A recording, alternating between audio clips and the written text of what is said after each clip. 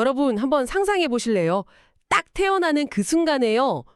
수십조 원 단위의 엄청난 제국이랑 그 제국의 왕관이 여러분 이름 앞으로 딱 예약이 되는 겁니다. 와, 상상만 해도 엄청난데요? 그렇죠. 그래서 막 여러분의 모든 삶이 언젠가 그 회장님 의자에 앉기 위해서 아주 정교하게 설계가 되는 거죠.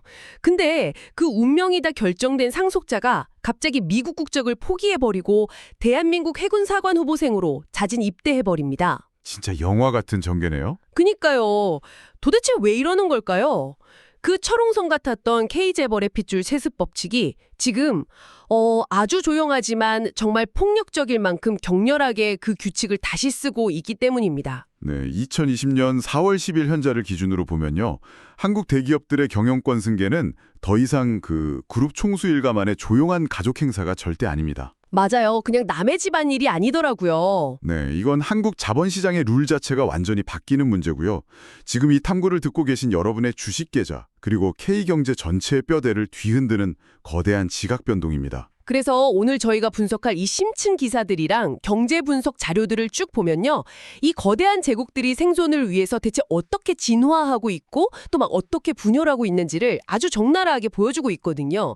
자, 오늘 이 엄청난 내용들 한번 본격적으로 파헤쳐 볼까요? 좋습니다.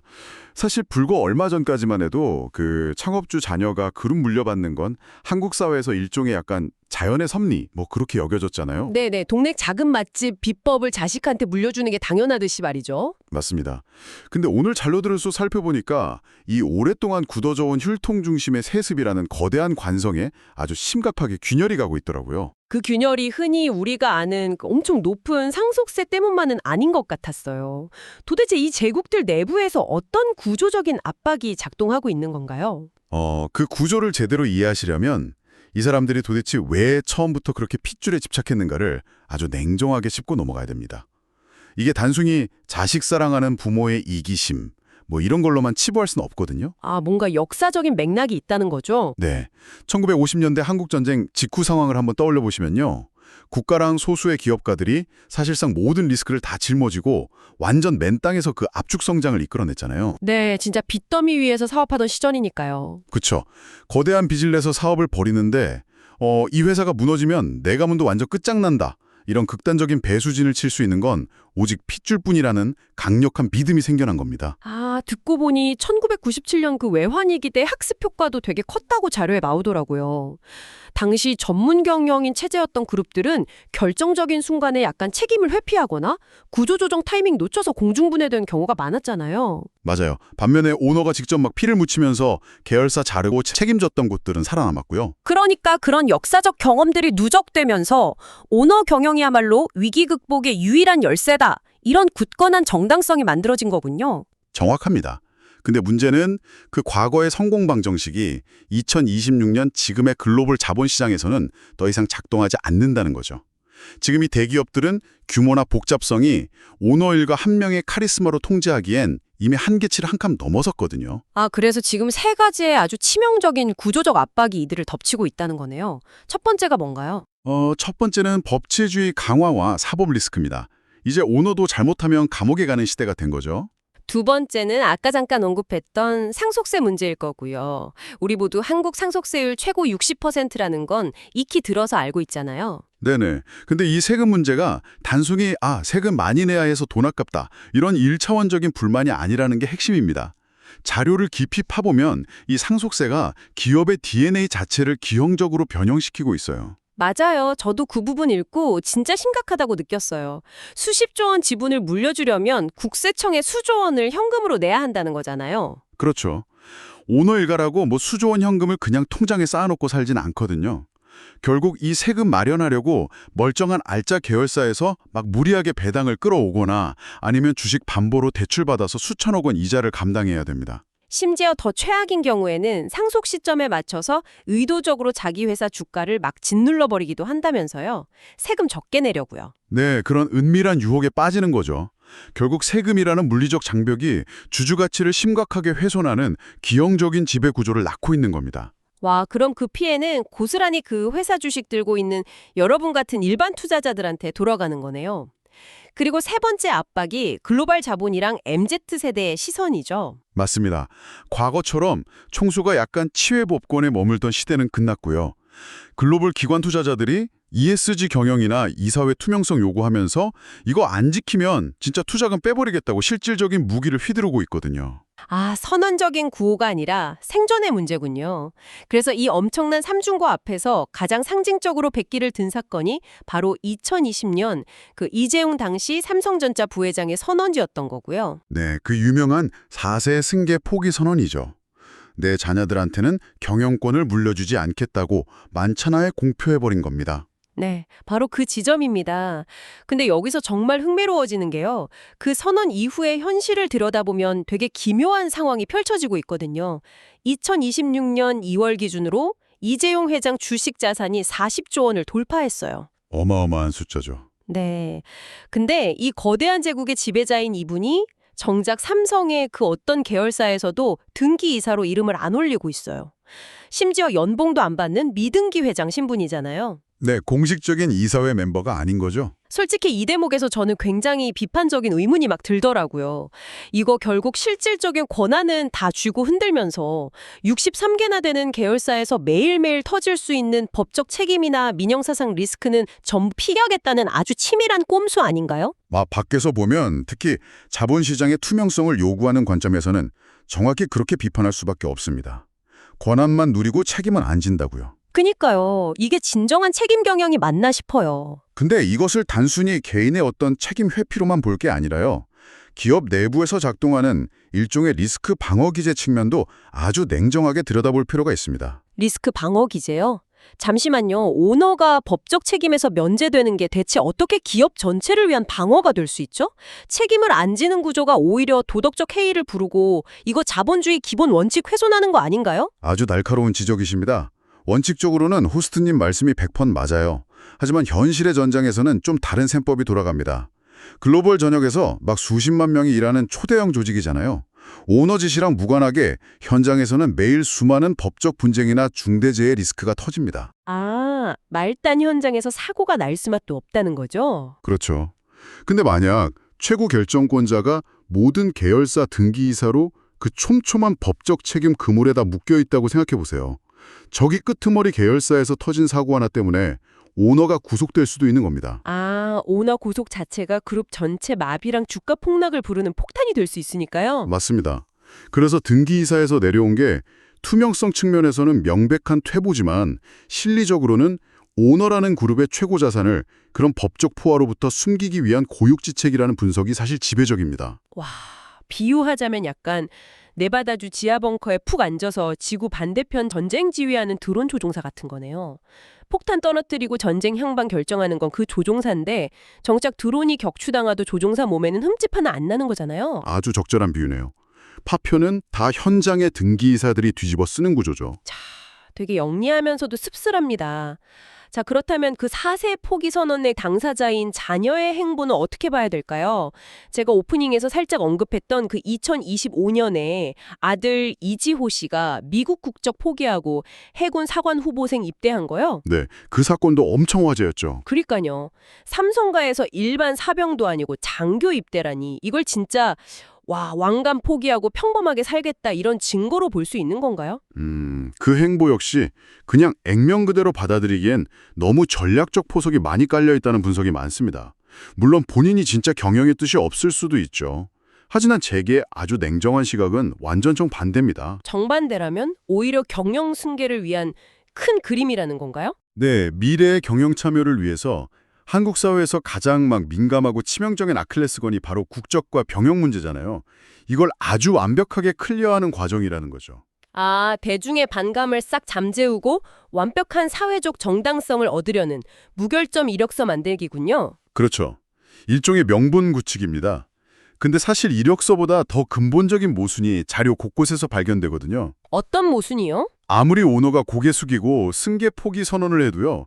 삼성의 그 거미줄 같은 순환 출자 구조가 그대로 남아있는 한 그 선언은 그냥 공허한 메아리라는 지적입니다. 아, 순환 출자.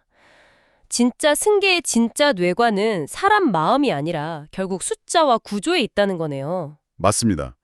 삼성 지배구조를 뜯어보면 삼성물산이 삼성생명을 지배하고 그 삼성생명이 다시 그룹 심장이 삼성전자를 지배합니다. 꼬리에 꼬리를 무는 방식이네요. 네, 그래서 이재용 회장 일가가 삼성전자 주식을 직접 많이 안 들고 있어도 이 최상단에 있는 삼성물산 지분만 꽉 장악하면 거대한 그룹 전체를 100% 통제할 수 있는 겁니다. 아, 작은 톱니바퀴 하나 돌려서 거대한 기계 전체를 돌리는 레버리지군요.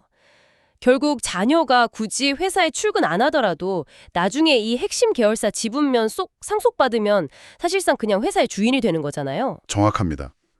그 지분을 전액사회에 환원하거나 아니면 이 복잡한 고리 다 끊어내고 완전한 지주회사로 바꾸지 않는 이상 경영권 포기한다는 말은 법적으로도 현실적으로도 성립할 수가 없는 거죠. 와, 외부 공격 막으려고 옛날에 쌓아올렸던 그 완벽한 요새가 이제는 오너 일가 스스로도 못 빠져나오는 거대한 함정이 돼버렸네요.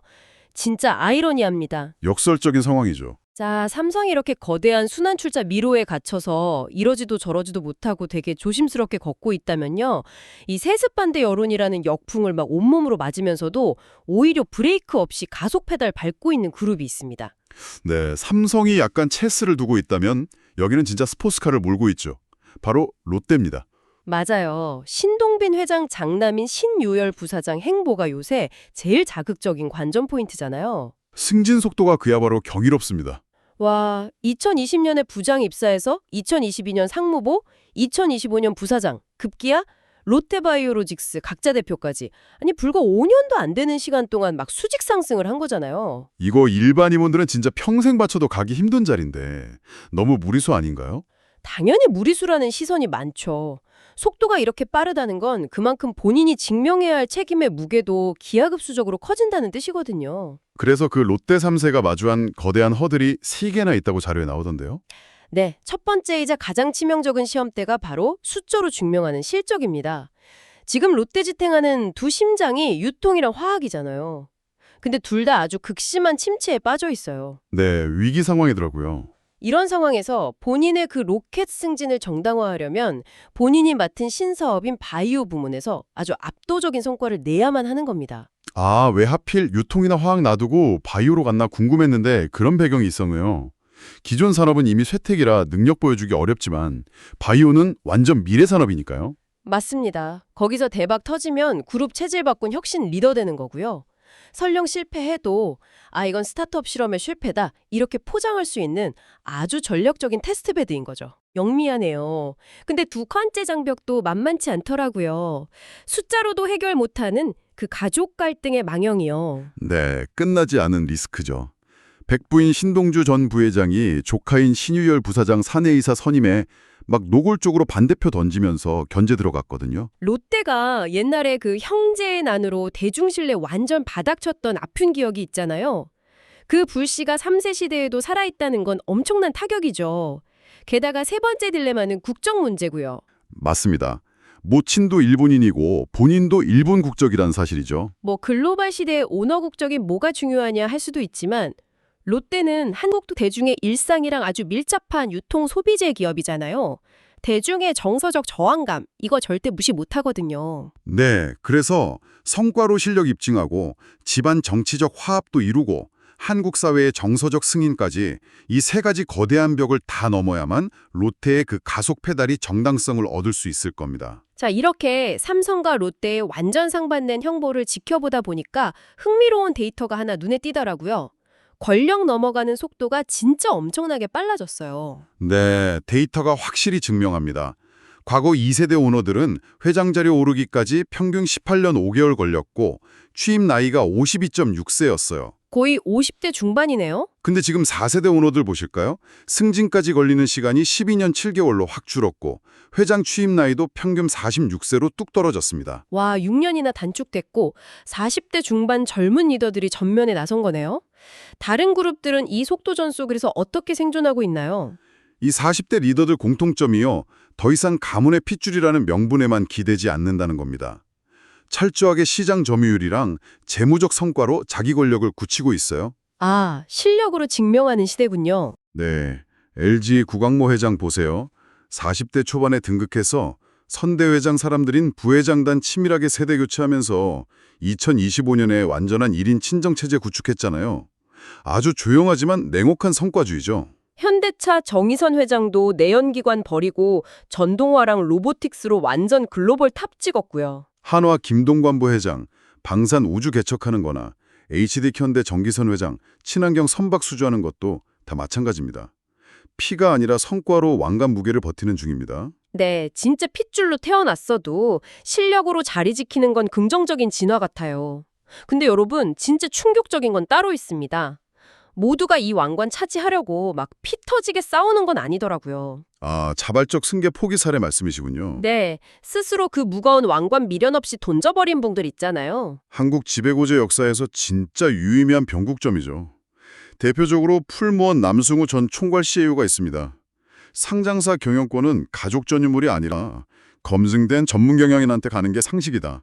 이러면서 65세 한창 때 깔끔하게 물러났어요. 와, 멋지네요. 근데 저는 메리츠 금융그룹 조정호 회장 사례가 주식시장에 던지는 메시지가 훨씬 강력했다고 봐요. 맞습니다. 본인이 재벌 2세 출신인데도 자녀 승계 포기 선언해버렸죠. 네, 그리고 그 경영권 방어하는 데 쓸 자본을 전부 주주환원이랑 기업가치 올리는 데 쏟아부었잖아요. 그러니까 어떻게 됐나요? 전문 경영인 체제 정착하고 수익률 막 폭발하면서 주주들한테 엄청난 환호 받았죠.